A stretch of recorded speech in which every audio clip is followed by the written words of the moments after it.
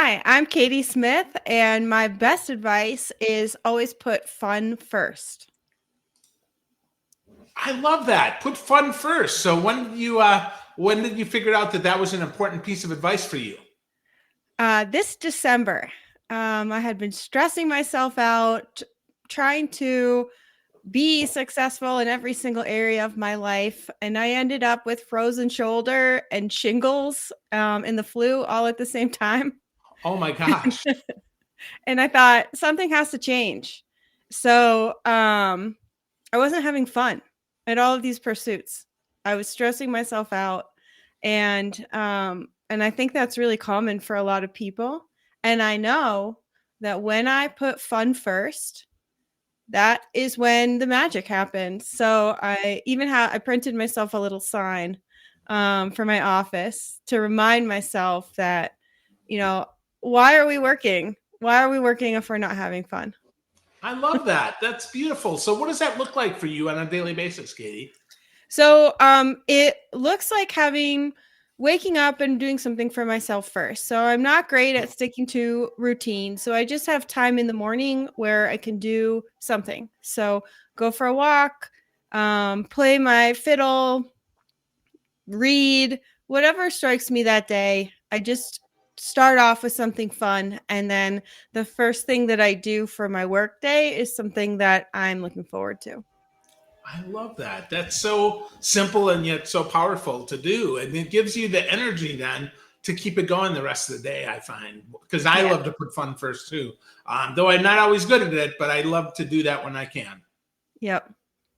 So cool. Well, let's talk about authenticity because we're going to talk about marketing and sales and branding and all that other good stuff. But let's talk about authenticity because that's something that's so important and such a can be such a buzzword that is meaningless. But what does authenticity mean to you and how does that show up in your business? Authenticity means telling the truth, no matter what that looks like. And that really I had to really think hard about that a few years ago. I began working with companies, organizations that they're kind of trying to break the mold in their businesses, and especially when it comes to protecting the planet, protecting people. And I found a lot of the people was talking to, they were actually doing the good work, but they weren't doing it perfectly because you can't right now. You cannot have a perfectly clean business or do things perfectly for your people. And they were afraid of putting that information out there and being accused of greenwashing or being accused of the organizations who were touting themselves like they were doing it perfectly. So we really, I had so many conversations with people, and I just came to like, well, let's just tell the truth. Let's tell the truth about our efforts. Let's tell the truth about where we're doing well and where we're not doing well. Um, if you tell the truth, then you're not going to get stuck in that greenwashing space, and I think that's where you connect with people, right? Because you people aren't doing everything perfectly in life, and if we create that facade, no one is having fun. So authenticity really means telling the truth to me and to the work That's that I do.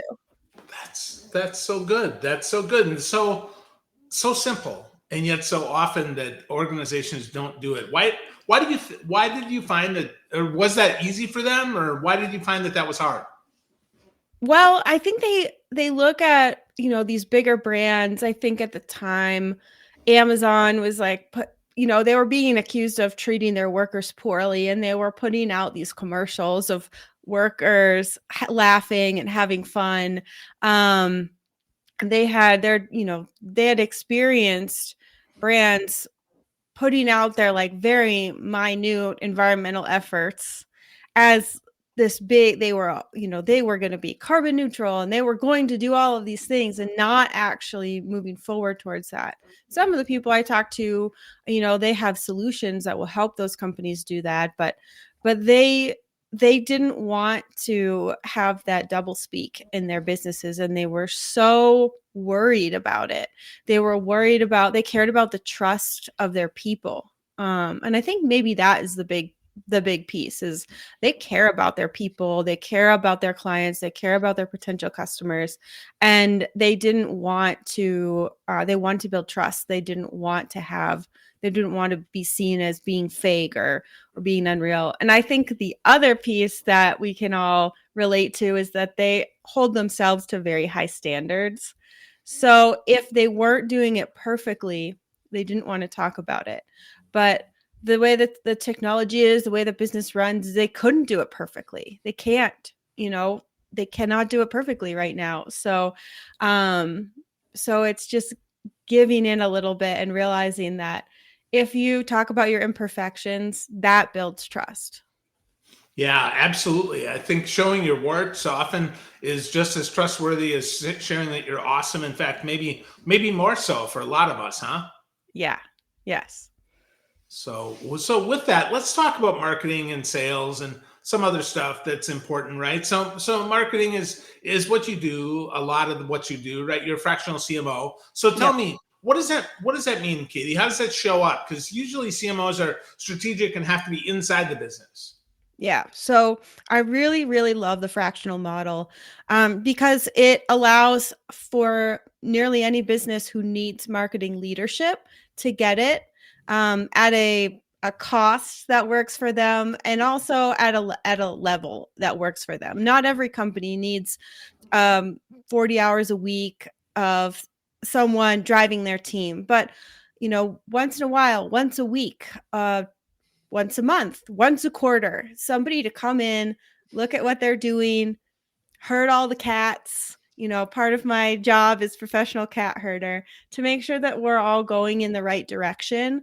I think especially now, marketing it's changing so fast, and you cannot be static. So having somebody who can come into your business, and I am a piece of my I consider myself inside the business. So maybe I'm not there in the day to day, but my allegiance is to the business. So when we're working with vendors, I'm negotiating on my client side, getting them the best. Getting them the best work that they can out of our vendors. I'm learning the company really quickly. I'm communicating with all different pieces of the company. So I am sort of in the business as much as I can be and understand it and a real advocate for them. But it's at a flexible it's flexible. So it works for me and for my brain because I like solving multiple different problems at the same time. Um, and it works for my clients because as they're growing, and growth is such a crazy period of time where um, everything is changing and everything feels like it's shifting under your feet. And so if I can come in and make sure, hey, let's get back on the same page, let's keep moving towards our goal. Oh, we had all of these boulders in our way. Okay, let's figure out ways to get around them. Let's be static. I can really give them a competitive advantage without having to be big enough to, afford and justify a full-time marketing leadership. I can just come in when I'm needed. Cool. That's really cool. So how did you recognize that this was something that you were going to do, Katie? Because I don't know a lot of people that are fractional CMOs. I've seen them fractional integrators or fractional, other things, but I haven't seen the CMO space. Yeah. So I didn't know what that was for a while. I'm very fortunate here in Montana. We have an exceptional business owner, entrepreneur community here. So there are a lot of great groups. And I was I was in a mastermind and I was saying what I want to do. I'm really good at strategy, right? My brain, I can like zoom up, see where's our destination, how do we get there, put it together really fast, and I can galvanize everybody to go. But have found that implementation, becoming an expert at maybe like a specific piece of marketing like SEO or digital ads or content creation, I wasn't as good at those things, and I just wanted to do strategy. And in my group, there was a fractional CFO, chief financial officer, and he said, "Well, that sounds like my job, but in the marketing capacity. So we got together and talked a lot. And one day I got really frustrated and just Googled it.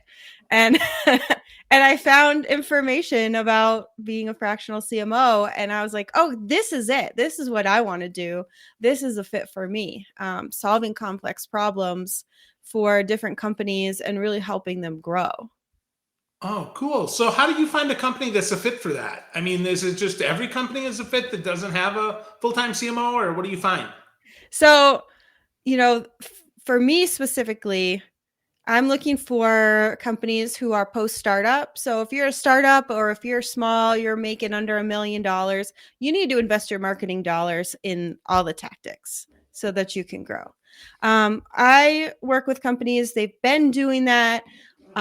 They've hit a plateau, they're stuck. They don't know what to do next. They have their business operations involved. They understand their planning, their goals. And now they're like, okay, we need marketing to get us to the goal. And we don't know what to do. We're throwing spaghetti at the wall. We're trying all these different things. That's where I really like to come in and say, okay, good job, great job. You've got to this level. You have your systems in place, and you've done some marketing, but you don't know where to go. But you need to have resources, right? So I'm not the first level of defense here. So you need to have resources to invest in marketing spend, and you need to have some people around. So I have the beauty of being a fractional CMO is I have an incredible community of people. So if we need a digital advertiser, I can bring that person in. If we need a content creator, I can bring that person in. But there needs to be someone in the company who's like a marketing manager or someone who can grow into that role and help me herd all the cats and do all the make sure all the day-to-day things are functioning. So that's kind of a key piece.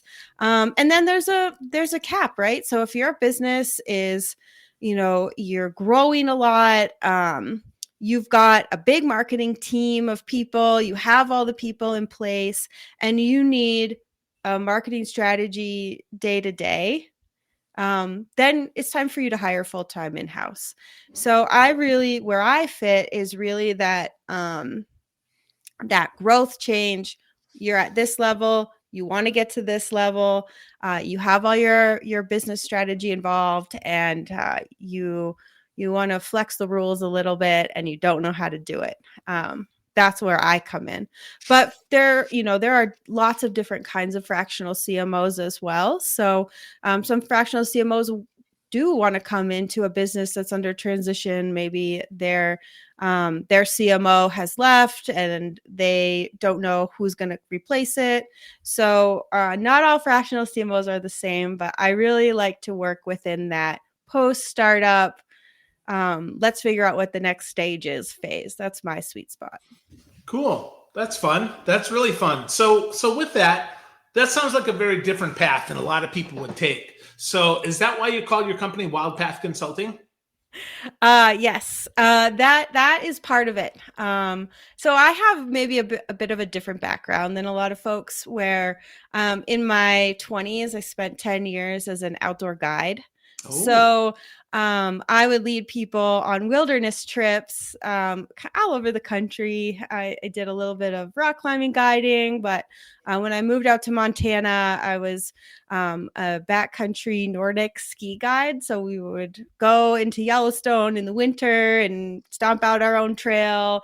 And in the summertime, I was a wrangler. So I guided people on horseback, but I also could take people hiking, canoeing, all kinds of activities. So I really have that lens of how do you lead people to a destination. And I use that, all of the tools that I have from guiding in my work.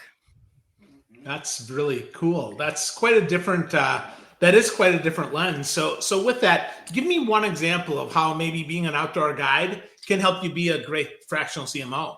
Sure. So here's a great one. So when I was guiding people on horseback, I was the lead horse, right? So, but all my people are behind me.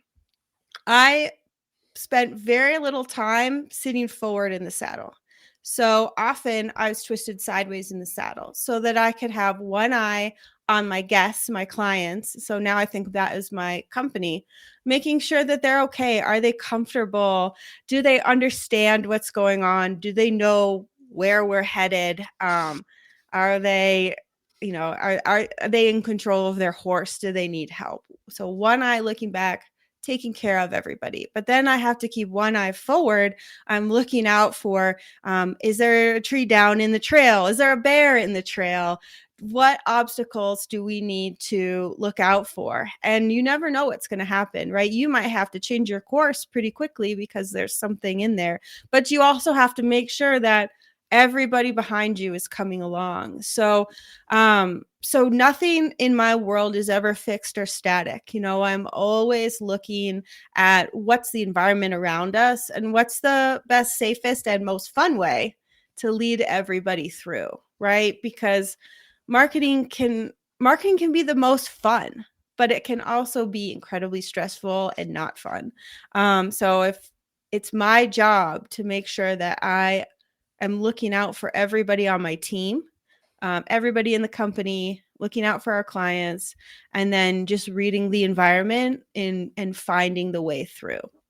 Wow, that's quite a good metaphor for what you do. I love that. That's really strong. So with that, how do you help clients find fun when you don't have much time every single month to spend with them?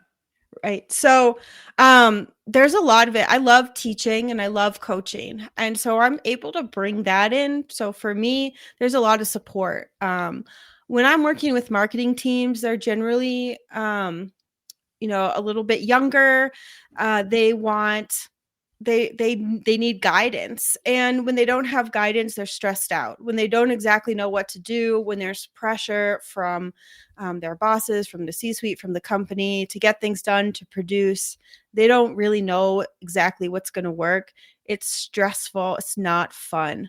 So often I come in and when they have a plan, all of a sudden they know exactly what to do. They know when to do it. And then we get result. Often, with me, I prioritize, I organize, I help move them forward. So all of a sudden, we are not just walking in a circle, worried about where we're going, feeling lost. We're moving forward, and we're seeing results from the work. I mean, that is really fun. But then the other thing I like to do, I look out for my team. So I have their backs. I help them. I can coach them through hard conversations if they need to. Quite a few people that I've worked with they've gone on to get promotions within the company because of what we've talked about, what they've learned, and just giving them support. I can also support them, um, because I work in the C-suite. I create alignment from the top down. So I reduce a lot of that friction. It also helps the C-suite as well, because often they don't really understand marketing. That's not their job. Their job is to understand finance. Their job is to understand business development. So having someone in marketing come in, a lot of times people are like, "Oh, marketing, it's that thing. You just do it and it's great." And so they don't have an understanding of how it fits into everything. So I come in and I create that understanding for everybody. Everybody's on the same page. And so it's a lot more fun for everybody, and to be aligned, to be working towards something, to prioritize, and not to have like the harebrained idea of the creator kind of throw us off track. I take that and I say, this is great. Let's put it in the parking lot and we'll talk about it at the next meeting, because that is a really good idea. They are always really good ideas. Absolutely. Lots of great ideas there. So with that, Katie, how does an organization get started deciding whether or not they even want a CMO, a fractional CMO?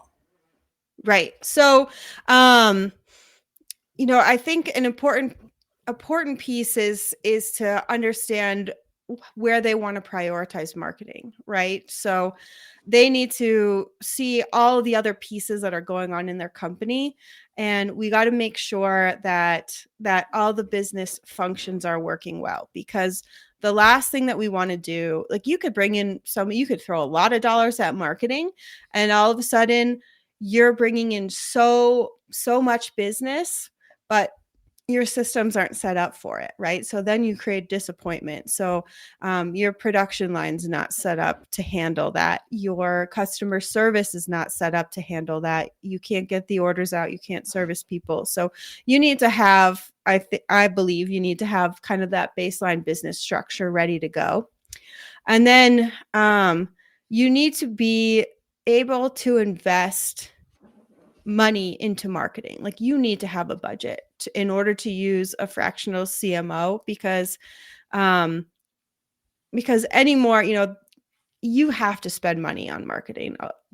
Guerrilla marketing is great up to a certain point of business, but it can only get you so far. If you need to reach more eyes, if you need to nurture people. And I think that's a big piece that we don't think about or understand. We think, I'm going to put out an ad, or I'm going to put out a social media post, and immediately someone is going to buy from me.